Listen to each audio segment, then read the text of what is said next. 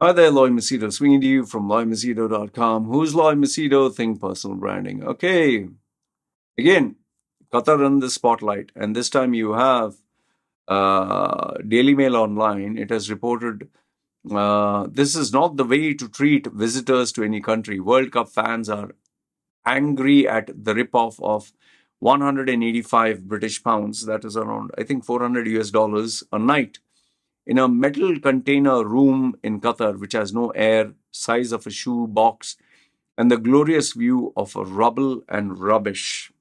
Okay.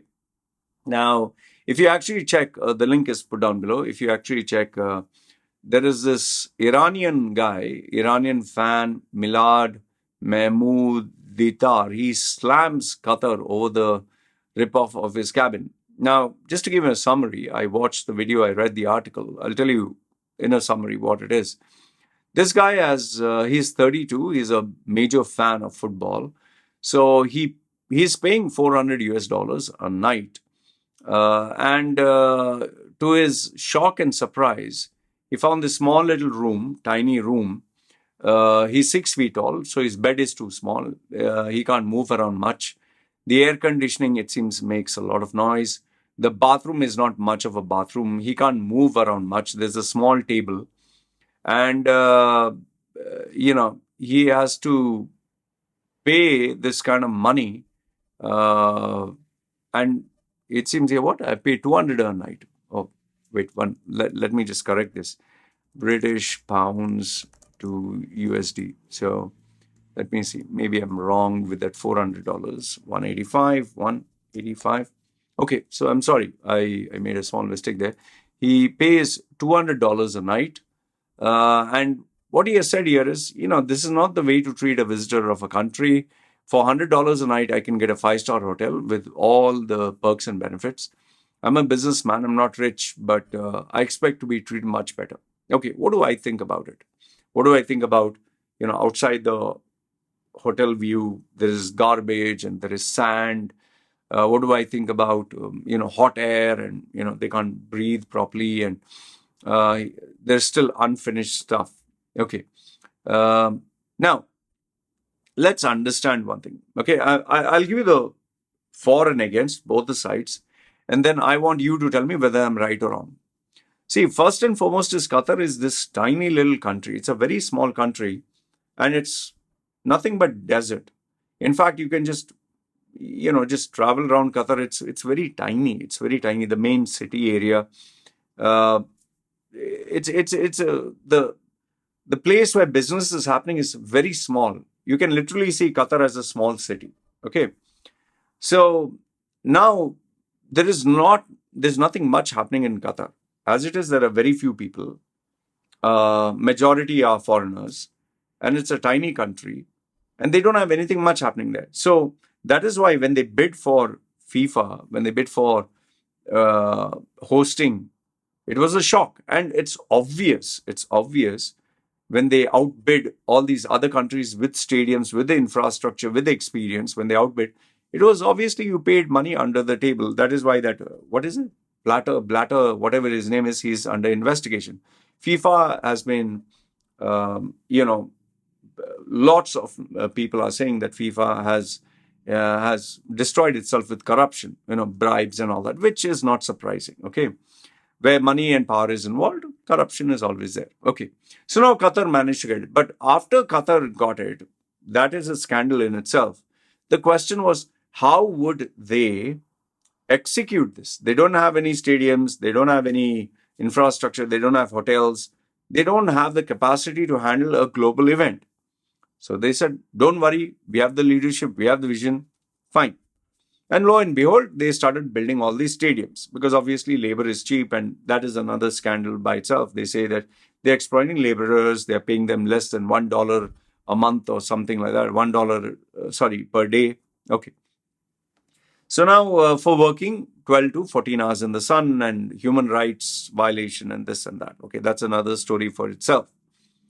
Now comes to, they managed to build these stadiums, state of the art cooling and all that.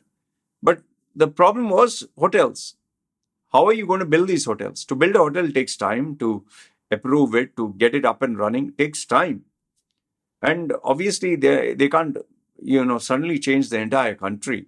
And let's assume you build 100 hotels. Okay.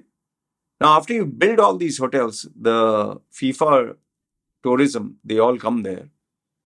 They stay in these hotels and they leave. Now, what will you use these hotels for? It'll be abandoned. In fact, you just have to search this. Check all the countries that have hosted the Olympics or the World Cup of any sort, or even like Expo 2020 that happened. Check all these countries, check their history. These infrastructures cannot be used. China, Brazil, you cannot use these infrastructures. Nobody is going to come there. What event are you going to host? Even in Dubai, you check these stadiums that were built.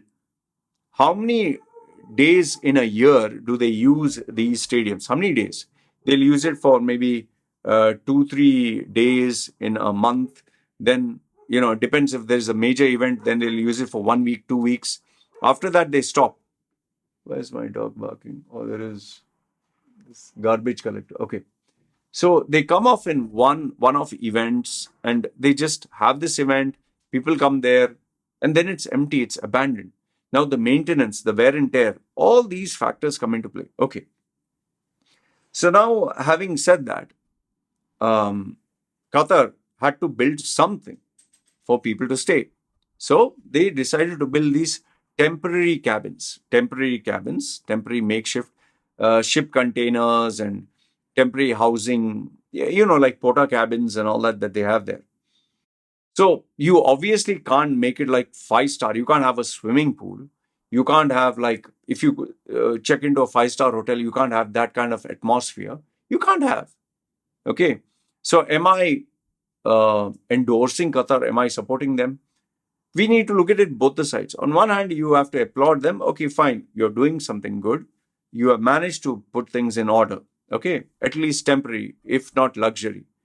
But where they have to be criticized is you're charging $200 a night for a Portacabin. I mean, that is a big question. And second is, I think, the marketing material. Did you promise people that you're going to give them a 5-star experience, an incredible experience? Then you're misleading people. And third is this guy who's complaining. I mean, he should have visited Qatar beforehand and checked how is the venue, how is the hotel, checked online or figured it out, because end of the day, it is also your responsibility. Like, for example, when I travel, I check agoda.com, booking.com, I check reviews online, because once the booking is made, and if there's no refund, then you have to pay the price, So I would say that on one hand, Qatar has to be congratulated. Yes, you're trying to do the best of what you can, because if you actually see the Arab media, they are praising them, their leadership. At least they did something. But on the other hand, the other media, which has to cherry pick all the bad, they will point out only the bad. But now, if you take both the sides and come to a balance, I would say at least they're able to provide something.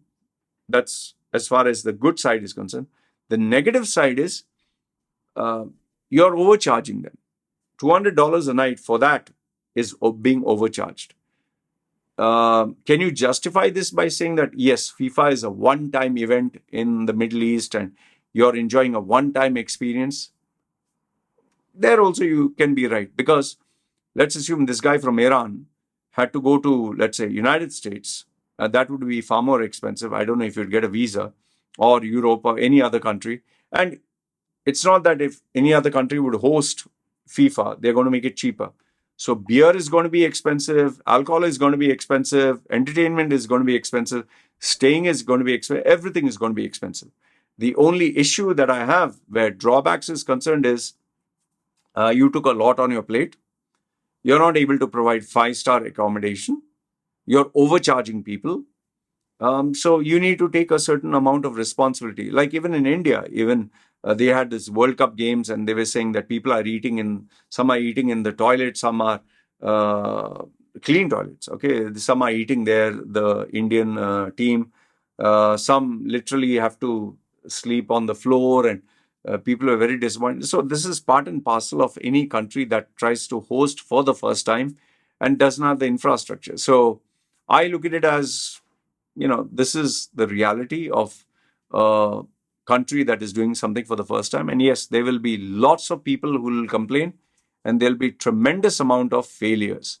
And this can be one of them. So this is what I think. But I definitely, if there's one point of criticism, I would say that it would be the overcharging people $200, which I think is way too much, way too much. Anyway, this is my opinion. You let me know yours in the comments below. Good, bad, ugly. Love to hear from you. This is me signing off.